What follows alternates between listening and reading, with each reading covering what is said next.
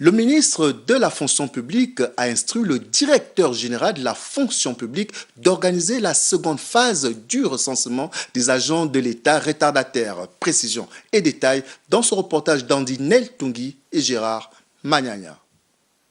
Les résultats intermédiaires de la première phase de l'opération de recensement biométrique des agents de l'État ont révélé que beaucoup d'agents publics n'ont pas été recensés, d'où la présente réunion préparatoire en vue de l'organisation de la seconde phase de recensement. La procédure de distribution des fiches auprès des DCRH a commencé.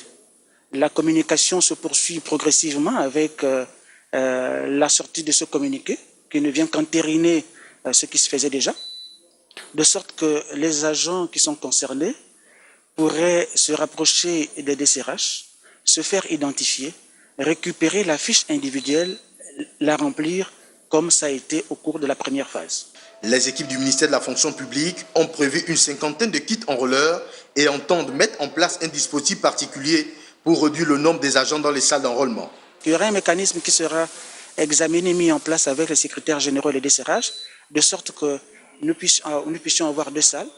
Une salle où il y aura le kit qui va enrôler les 10 personnes et une autre salle d'attente où il y aura les 10 autres personnes, de sorte que nous puissions respecter la distanciation sociale de 1 mètre. L'opération, comme nous l'avons indiqué dans le communiqué, se fait sur l'ensemble du territoire.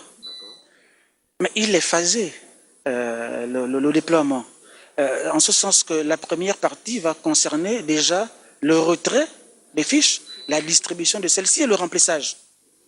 Ensuite, nous allons nous déployer sur Libreville et certainement l'Estuaire, et selon les modalités que nous allons examiner avec le ministère de l'Intérieur, nous allons voir comment, à terme, effectivement, nous déployer sur l'intérieur du pays. Une séance de formation des agents enrôleurs sera organisée par le ministère de la Fonction publique pour rendre plus dynamique la seconde phase de recensement biométrique.